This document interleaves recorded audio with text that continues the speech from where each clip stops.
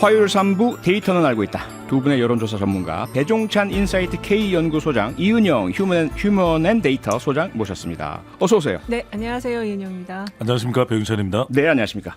지금 데이터는 알고 있다 유튜브로 생중계되고 있습니다. 여러분께서 남겨주시는 소중한 댓글도 저희가 실시간으로 다 확인을 하고 있으니까요. 유튜브에서 표창원의 뉴스아이킥을 검색해서 들어주시면 감사하겠습니다. 데이터로 세상을 읽는 시간, 올해 마지막 방송이라서 오늘은 조금 특별한 질문 청취자 여러분께 드려보겠습니다. 2022년을 마무리하면서 올해 나에게 가장 중요했던 키워드는 무엇이었는지, 그 키워드를 생각하시는 이유는 무엇인지 간단히 보내주시면 감사하겠습니다. 예를 들어서요, 일자리를 찾는 것이 가장 중요하셨다면 취직, 취업이 키워드일 수 있겠고요. 축구를 좋아하시는 분들은 축구 혹은 월드컵. 아니면 피해를 우리에게 크게 줬던 태풍이라든지 크고 작은 사고가 키워드가 될 수도 있겠죠. 그러니까 오늘은 보기가 따로 없고요. 청취자 여러분들께서 각자가 생각하시는 가장 중요했던 올해의 키워드, 그리고 그 이유 간단하게 보내주시면 감사하겠습니다. 보내주실 곳은요, 휴대폰 문자 샵 8001번이나 스마트 라디오 미니고요. 미니는 공짜지만 문자는 단문 50원, 장문 100원의 이용료가 별도로 있습니다. 모두 5분 뽑아서 치킨 세트 교환권 보내드리겠습니다. 여러분의 많은 참여 기다리겠습니다. 네, 배종찬 소장님은 네. 2022년 올해 한 해 키워드 뭐로 꼽으시겠습니까? 저는 뭐 다사다난했지만 그냥 한 글자입니다. 안전. 안전. 예, 12구는 뭐 5년이 지나든 10년이 지나든 생각이 안 날 수가 없을 거고, 매해 10월 29일은 생각날 수밖에 없을 거 아니겠습니까? 그렇죠. 그렇다면 2014년에 세월호도 있었고, 네. 저는 뭐 평상시에 뭐 교통 안전 이런 것도 중요하겠지만, 예. 우리의 이런 구조적인 문제에서 비롯되는 안전, 네. 앞으로도 중요할 것 같습니다. 4월 16일에 이어서 이제 10월 네. 29일이. 네, 이은영 소장님은요. 저는 뭐 개인적인 키워드인데요. 지금 예. 여론조사. 여론조사. 네, 왜냐하면 이거 여론조사 때문에 올해 또 선거가 2번이나 있어서 네. 이 자리까지 올 수 있었습니다. 그래서 굉장히 매우 중요한 키워드다, 저에게는. 그러셨군요. 네. 윤영 소장님이 네. 또 이 자리를 좋아하시더라고요. 청취자 여러분께서도 아마 각자 그런 각자 개인적 뭐 사적 키워드도 있으실 테고 사회적 공적 키워드도 있으실 테죠. 하나씩 보내주시면 감사하겠습니다. 검색 한번 볼까요? 올 한 해 우리 사회에서는 어떤 키워드들이 검색됐을까? 이은영 소장님 빅데이터 분석해 보셨죠? 네, 제가 구글 트렌드를 통해서 갖고 예. 왔는데요. 구글 트렌드가 매년 그 국가별로 언급량이 가장 많은 키워드를 이렇게 분야별로 공개를 하거든요. 네. 뉴스 사회 분야를 가져왔는데요. 이번에 우리나라, 그러니까 2022년에 뉴스 사회 분야에서 가장 언급량이 많았던 키워드 첫 번째는 기후변화였어요. 기후 변화요. 예, 굉장히 이게 좀 그 흥미로운 대목인데요. 네. 두 번째는 초단기 강수 예측. 그리고 이제 여섯 번째 태풍 흰남노가 올라와서 이 날씨 변화에 따른 그 기후 위기를 개인들이 좀 많이 느꼈다. 그래서 세 개가 이게 기후 변화와 관련된 키워드가 세 개나 올라와서 네. 굉장히 이번에 좀 뉴스 사회 분야에서 사람들이 이런 걸 많이 체감했구나, 언급량 많이 검색을 했구나, 이렇게 알게 되었거든요. 네. 그 지금 전 세계에서 이제 얼마나 언급량이 많았는지 그 순위도 나왔는데요. 네. 전 세계적으로 가장 언급량이 많았던 키워드는 우크라이나였어요. 우크라이나. 예, 우리나라는 네. 우크라이나가 한 4위에 나왔는데요. 전 세계적으로는 우크라이나, 이게 아무래도 우크라이나 전쟁을 통해서 경제라든지 국제 정세가 많이 바뀌고 있기 때문에 네. 전 세계인들은 이 우크라이나라는 키워드에 가장 많은 관심을 보였고요. 인도주의적 참사이기도 하고요. 그렇습니다. 네. 그리고 이제 우리나라는 그 기후 변화와 관련한 키워드들 외에 세 번째로 이제 이태원 사고라는 키워드가 올라왔는데요. 예. 사실 이게 처음에는 저희도 이태원 사고로 많이 인식을 했었어요. 그런데 시민들의 어떤 그 신고, 이게 이제 알려지면서 국가가 그에 부응하지 못해서 이게 어떤 사회적 참사로서의 의미로 격상이 됐거든요. 그래서 이태원 이 12구 참사, 이게 지금 우리나라 뉴스 사회 분야에서 세 번째로 올라왔습니다. 네. 그리고 또 하나 재밌는 거는요. 전 세계에서 많이 가장 언급된 것 중에 파워볼 넘버라고 하는 게 있어요. 이게 네. 미국 44개 주에서 발행하는 로또거든요. 아. 그러니까 전 세계 이번에 경제가 너무 22년에 어렵다 보니까 네. 로또에 당첨되게, 예전에 우리 한때 그 로또 열풍 불었었잖아요. 그랬었죠. 네. 전 세계적으로 이게 불었고, 그 우리나라는 그거에 비하면은 무슨 청년 희망 적금, 소상공인 방역 지원금, 이런 약간 좀 건전한 예. 그 국가에서 제공하는 그런 지원, 이런 부분에 좀 더 관심을 많이 갖고 있는 그런 차이가 좀 보였었습니다. 민생 생계부. 예. 예술장님 어떻게 보셨어요? 흥미로운 게 이 네. 파워블 넘버스라는 것이 미국이라고 하는 사회도 미국이 이 코로나 팬데믹을 거치는 동안에 경제가 나쁘지 않았거든요. 네. 그래서 너무 유동성이 풀렸기 때문에 긴축을 하는 상황인데도 파워볼 넘버스가 나온다. 상당히 올해도 그렇지만 내년에는 이 파워볼 넘버스가 제일 위로 올라갈 수도 있을 것 같아요. 참 흥미로운 게 높은 시청률 속에서 끝났던 방송이 이제 송중기가 나오는 재벌집 막내 아들이었는데 네. 거기 이제 예전에 옛날 이제 CF가 등장하거든요. 부자 되세요 하는 CF인데 옛날 이제는 그런 이야기 그런 덕담 거의 못합니다. 왜? 부자 되기 거의 힘들거든요. 현실성이 없습니다. 예, 현실성이 떨어지니까 이제는 건강해라. 건강이라도 챙기자. 이렇게 변한 트렌드 자체가 상당히 좀 씁쓸해한 우픈 현실입니다. 네. 또 하나 특징이 짧게 얘기하면 우리나라 뉴스사에서 선거와 관련한 대목이 없더라고요. 아, 그렇습니까? 네, 선거를 2개나 치렀는데 선거와 관한 내용이 없고 오호. 전 세계적으로는 선거 결과에 대한 키워드가 3위로 올라와 있거든요. 네. 사실 지난 2022년에 그 뭐 브라질, 프랑스 다 대선이 있었고 미국도 그렇죠. 중간 선거 있었고 이탈리아, 뭐 호주 다 선거들이 있었어요. 네. 필리핀도 있었고. 근데 우리나라에도 2번이나 있었는데 선거 관련한 거에는 키워드가 안 올라와 있어요. 그래서 그 부분도 참 재밌다 이런 생각이 들었습니다. 네, 한편으로 재밌지만 한편으로는 좀 상당히 좀 그런 면도 아프다고도 있습니다. 볼 수도 있겠네요. 네, 그 그렇습니다. 중요한 선거에 대한 키워드가 없다니. 네. 대선 뭐 이렇게 지방선거 있었는데요. 네. 저희들 광고 듣고 돌아와서 계속 이어가겠습니다. 데이터는 알고 있다. 배종찬 소장, 이은영 소장 두 분과 함께 이어가고 있습니다. 네, 이번에는 윤석열 대통령 국정수행 평가 지지율 짚어볼 시간입니다. 배 소장님, 지난 네. 한 주 어떤 변화 있었습니까? 자동응답 조사는 대체로 이제 40%에 안착하는 그런 결과로 나타나고 있습니다. 예. 리얼미터가 미디어 트리뷴 의뢰로 지난주 19일부터 이제 23일까지 실시한 조사입니다. 오늘 소개해드리는 모든 조사는 중앙선거여론조사 심의위원회 홈페이지에서 확인 가능한데요. 네. 윤석열 대통령 긍정 지지율 41.2%, 직전 조사가 41.1, 이번 조사가 41.2니까 거의 변화는 없습니다. 네. 하지만 일단은 그 상승하는 추세는 유지되고 있다. 아하. 부정평가는 56.6%로 나타났어요. 직전 조사보다는 0.2%포인트 내려왔습니다. 그러니까 뭐 이게 0.1이든 어쨌든 간에 상승 추세는 계속되고 있고 큰 변화는 아닙니다만 부정평가는 조금 내려오는 이 국면은 그대로 이제 그대로 지속이 되고 있다. 이제 중요한 건 신년일 것 같습니다. 네. 신년에 어떤 조사가 나오는 것도 중요하고 또 하나는 이제 면접원 조사의 결과가 과연 40%를 돌파할 수 있을지 아니면 40% 문턱에서 주춤할지인데 네. 디지털 타임스가 한국 갤럽의 의뢰를 이제 해서 지난 19일, 20일 실시한 조사는 40% 문턱을 넘진 못했습니다. 아하. 근데 이제 이 조사에서도 거의 39.5%가 거의 이제 40%에 육박할 정도로 나와서 네. 이후에 이제 앞으로 한국 갤럽 조사가 내년 신년부터 이제 다시 발표를 할 텐데 그때 결과가 어떻게 될지가 중요하겠습니다만 대체로 대통령 지지율이 올라간 것은 보수층 결집한 것이 법과 원칙, 이 화물연대 파업에서도 나타났던 그 현상들, 이른바 단호한 대응, 단대 전략이 지지층을 결집하는 데는 효과가 있었다 이렇게 해석할 수 있겠습니다. 네, 지지층 결집에 효과가 있었다라는 분석이신데요. 말씀 주신 것처럼 대통령 지지율 전반적으로 40% 안팎 유지되고 있는 이런 모습 계속 보이고 있는데 추세를 전반적으로 보시면 어떻습니까? 이게 상승 추세입니까? 정체입니까? 어떻게 보시는 거죠? 그래서 뭐 이현영 소장님도 분석해 주실 텐데 저는 오늘 소개를 해드린 리얼미터보다도 더 높은 긍정 지지율 결과도 있습니다. 그런데 네. 리얼미터 조사 기준으로만 본다면 조금 이 상승 피로감도 좀 있는 것 같고 상승 피로감이요. 예, 왜냐하면은 추가적으로 중도나 이제 MZ 세대에서 더 지지율이 끌어올려져야 되는데 네.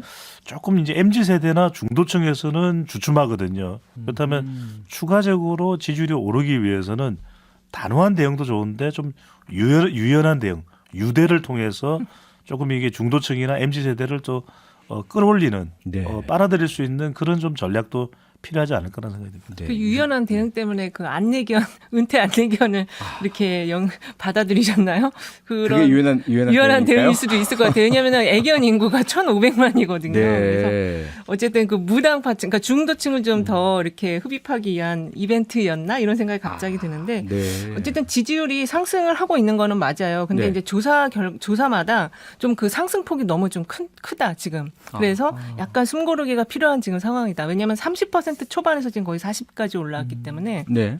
그리고 지지율 특징이 20대에서 한 50대까지는 상당히 안 좋아요. 아직까지도. 네, 그래서 50대와 60대 이상에서 상당히 지금 많이 끌어올려가지고 이제 지금 이 지지율이 온 거거든요. 네. 그리고 지금 7개월이 지났거든요. 7개월 전체 지금 지지율의 평균은 34.62% 아하. 밖에 안 되기 때문에 네. 사실 지금 이렇게 우리가 막 계속 언론에서 상승한다 생각하니까 체감이 한 60% 왔나 이런 느낌을 가질 수 있는데 네. 실제는 그렇지 않고 그리고 이제 내년에 이게 이제 연속적인 상승 흐름을 가져가려면 경제 기대감이 높아야 되는데 아직은 경제 전망이나 이런 것들은 굉장히 부정적이다. 그래서 넘어야 될 산은 많다 이렇게 볼 수 있을 것 같습니다. 네. 배 소장님, 그런데 네. 지금 시기적인 특성이요. 네. 이제 내년 3월 8일로 국민의힘 전당대회 일정이 확정이 되다 보니까 그렇습니다. 네. 지금 어쨌든 윤석열 대통령 지지율이 40% 네. 넘나드는 상황이고 국민의힘 정당 지지율보다 약간 상회하는 그 지지율이 많이 나오고 있지 않습니까? 그렇습니다. 네. 그러면 어떨까요? 국민의힘 전당대회 윤심이 더 강하게 작용하는 방향으로 작용할까요? 유승민 전 의원의 전당대회에 대한 해석이 예. 고스란히 이제 그런 영향을 설명해 준다고 볼 수 있는데 네. 유 전 의원이 그랬어요. 전당대회가 3월 8일 전당대회가 윤석열 대통령 앞에서 윤심 얻기 재롱잔치가 되는 것 같다. 아, 재롱잔치. 네. 그러니까 뭐 김장연대, 네. 나 김장연대, 나 김장권연대, 뭐 온갖 연대 이야기가 나오고 있는 그런 상황이다 보니까 이게 네. 윤석열 대통령의 마음을 얻으면은 당 대표가 되는 것 아니냐 이렇게 해석이 나오는데 그런 이유 중에 하나는 대통령의 지지율이 이은영 소장님은 조금 이제 박하게 평가한 부분도 있습니다만 네. 좀 더 냉정한 평가할 수도 있고요. 대통령의 지지율이 올라가고 있는 것은 또 현실이거든요. 그러다 보니까 지금 국민의힘 지지율보다 약간 높고를 떠나서 국민의힘 지지율도 지금 견인하고 있는 것이 대통령의 지지율로 볼 수 있다면 전당대회도 그렇고 총선도 그렇고 대통령의 국정 수행으로 치르겠다. 이런 이제 판단이 있을 수가 있는 것이고 실제 예. 전당대회도 이대로 이제 대통령 지지율이 상승 추세나 지지층을 결집하는 정도로 유지된다면 이른바 3월 8일 전당대회가 윤심 전당대회가 될 가능성이 상당히 높아 보입니다. 네. 3월 8일 전당대회 윤심 전당대회가 될 가능성이 높다. 점점 그렇게 윤심이 높게 실릴 것 같다는 분석이신데 그런데요. 이은영 소장님, 네. 이러한 그 국민의힘의 분위기가 다음 총선에도 영향을 미치고 긍정적으로 영향을 미칠까요? 지금 그렇지 않은 결과가 나왔거든요. 네. 그 아까 말씀하신 그 디지털 타임스하고 한국갤럽 조사에서 다음 총선에서 여당이 승리해야 된다가 41.4, 야당이 승리해야 된다가 52%가 나왔어요. 그러니까 지금 그 리얼미터나 ARS 조사들 보면 정당 지지율이 거의 80%에 육박합니다. 그러니까 상당히 고관여층들이 응답을 해주고 있는 상황인데 네. 이렇게 이제 결집된 상황에서 왜 총선 전망이 이렇게 여당 쪽으로 유리하게 안 나오느냐? 그거는 다음 총선이 중간평가 선거거든요. 그렇기 네. 때문에 기본적으로 구도 자체가 불리하고요. 그리고 지금 이 결집돼 있는 이 힘은 결국은 7개월 동안 어떤 국정의 비전과 운영을 통합적으로 한 거로서 나타난 것이 아니고 수사를 통해서 이만큼 끌어올려 왔던 거거든요. 수사를 통해서. 그렇죠. 지지층을 수사를 통해서 이만큼 결집을 시켜놨기 때문에 예. 그래서 미래에 대한 전망을 이런 식으로 국정 운영을 하면 안 된다라는 게 국내임 지지층 안에도 있다라는 얘기예요. 아하. 네. 그 이현정 선생님 말씀대로 네. 지금 총선만 따지고 보면은 실제로 이제 국민의힘이 지지를 얻어야 되는 것이거든요. 네. 더불어민주당과 경쟁해서 그런 부분에서는 분명히 보완되는 전략이 필요한 것이고 네. 또 하나 우리가 짚어볼 포인트는 여당 후보에게 표를 줄 것인지 야당 후보에게 표를 줄 것인지는 대체로 대통령의 긍정 부정 평가하고 비슷합니다. 그러니까 그렇습니까? 대통령의 지지율이 얼마나 중요한지 실제로 지난 2020년 총선도 더불어민주당이 압승할 때 180석을 할 때 문재인 전 대통령의 지지율이 60%였거든요. 갤럽 기준으로. 그러면 60%를 국회의원 의석수 300명이 적용을 시켜보면 정확히 180명이 나옵니다. 그러니까 그게 이제 네. 대통령 지지율의 영향이 상당히 크는데 예. 이 대통령의 이 지지율의 영향을 받는 총선에서 그렇다면 이제 더불어민주당이 얼마나 가져가느냐가 중요할 수밖에 없는데 네. 지금 여기 야당에게 이 표를 주겠다가 52%인데 예. 이 조사에서 더불어민주당 지지율이 이렇게 안 나와요. 그렇죠. 꽤 차이가 있습니다. 그래서 더불어민주당이 왜 이걸 흡수하지 못하는가? 네. 그게 이재명 대표와 관련된 리스크든 아니면은 거대 정당에 대해서 좀 비판적인 의견이 쌓여 있던 간에 네. 이걸 어떻게 민주당이 해소하느냐가 총선에 또 중요한 변수의 한 축일 수가 있는 거죠. 지금 네. 대통령 지지율, 국민의힘 지지율, 네. 여당의 승리에 지금 다 41%거든요. 아, 그렇습니까? 그렇죠. 다 41% 똑같아요, 숫자가. 네. 그래서 여기서 이게 지금 이 최대치인데 여기서 만약에 조금 빠지면 이제 이런 것들이 다 쭉쭉 더 내려갈 수가 있는 거라서 아하. 그래서 지금 여당이 승리해야 된다라는 게 현재 52지만 대통령 지지율 여하에 따라서 이게 올라가고 내려갈 수 있다. 상당히 변동성이 지금 있고 네. 근데 특히 더 변동성이 큰 곳은 서울하고 PK 지역이다. 이 데이터를 보면은 서울과 PK 지역이 거의 팽팽하게 맞붙어 있거든요. 네. 여당 지지, 야당 지지가. 아, 그게 참 재밌는 게 지난 대선에서도 예. 짧게 설명드리면 지난 대선에서도 저는 누군가 이렇게 분석을 합니다. 지난 대선은 어디에서 결정한 것 같아?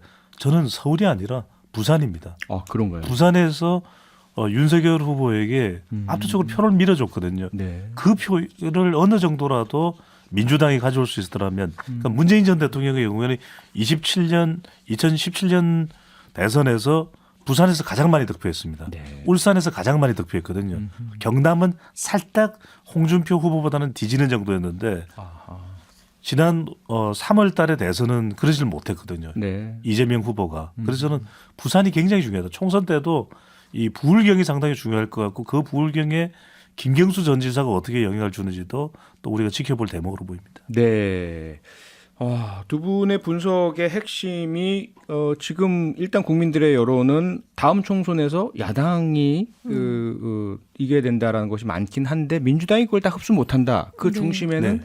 이재명 당대표의 사법 리스크가 있다. 이렇게 일단 정리가 될 것 같은데요. 이은영 소장님. 네. 지금 검찰에서 이재명 당대표 더불어민주당 대표에 대해서 28일 날 출석 요구하는 소환장 보냈는데 이 대표는 일단 28일은 안 된다. 네. 여기에 대해서 빅데이터 분석해 보셨죠? 예, 지난 12월 20일부터 26일까지 이재명 소환이라는 키워드로 분석 툴인 썸트렌드를 가지고 분석을 해봤는데요. 일단 언급량은 2,391건으로 그렇게 많지는 않았어요. 연관어로는 이재명 검찰, 성남 FC 소환 후원금, 뉴스 뭐 이런 것들이 나와서 이렇게 크게 어떤 희망을 가질 수 있는 그런 키워드들이 연결되어 있지는 않는 것 같고요. 네. 긍부정어 감성어는 의혹이라는 단어가 굉장히 크게 자리 잡은 상태에서 부정어가 86.7%, 긍정어가 12.2%여서 사실 이게 지금 이재명 사법 리스크라고 하긴 하지만 이 수사거든요, 결국에는. 그래서 그렇죠. 국민들이 보기에는 의혹.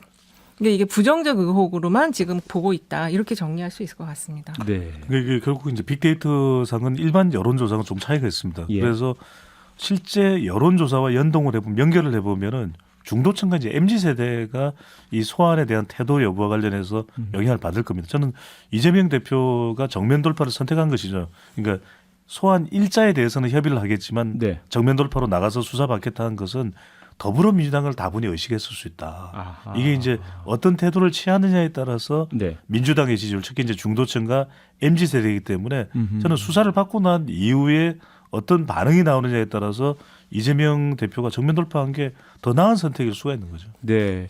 그래서인가요? MZ세대에 속하는 박지현 전 비대위원장이 일정 다 취소하고 28일에 소환조사 응해야 한다라고 밝힌 게 바로 그 지점인가 봅니다. 저는 그런 맥락으로 보입니다. 네. 근데 아마 지지층은 꼭 그렇게 생각은 하지 않을 거예요. 이게 소환 통보 자체가 팩스 통보였고 상당히 그 일방적인 지금 수사 진행이 있거든요. 왜냐하면 네. 민주당이 그 검사 명단을 공개하면서 예. 그 8개 팀이 8개 부서가 60여 명의 검사가 하는 그 명단을 공개를 했어요. 그래서 네. 아마 그 박지원 의원 전 비대위원장 생각과 지지층 생각은 좀 다를 것이다. 저는 그렇게 보고 있습니다. 그렇군요. 네, 데이트는 알고 있다 시작하면서 청취자 여러분께 올 한 해 나에게 가장 중요했던 키워드가 있다면 무엇입니까? 또 그렇게 생각하시는 이유는 무엇입니까? 라고 라는 내용 간단히 보내주십사 부탁을 드렸었는데요. 많은 청취자들께서 보내주셨습니다. 두 분께서 좀 나눠서 문자 소개 좀 해주시죠. 이은영 네. 소장님부터. 9722번님 대선입니다. 국민 한 사람 한 사람의 소중한 한 표가 얼마나 중요한지 뼈저리게 느끼는 요즘입니다. 네. 5667번님 화물차 기사인데요. 제 키워드는 유가입니다. 유가. 빨리 유가가 안정되길 바라봅니다. 진짜 빨리 안정됐으면 좋겠습니다. 그러게요. 네, 선거로님께서 주신 문자인데요. 주 52시간이요. 올해 초 이직을 했는데 전 직장은 연봉제, 현 직장은 시급제로 주 52시간이 올해 키워드였습니다.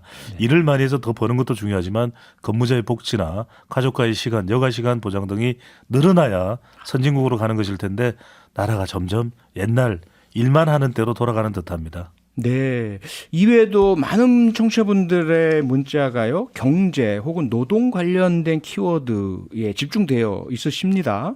아무래도 지금 여러 상황 자체가 가장 민감한 부분이 이 부분 같은데요. 그렇습니다. 결국에는 내년 가면 실제로 대통령이 강조하고 있는 노동연금 교육개혁이 가장 국민들한테 우선일까 중요합니다. 그런데 네. 언제 그것을 시작할 수 있고 어떤 성과가 나올지는 또 그건 뭐 묘연한 것이거든요. 국민들은 예. 정말 자답게도 이 두 이야기밖에 안 합니다. 경미야, 경제, 미래. 네. 그러니까 과연 청년 세대의 미래는 어떻게 될까?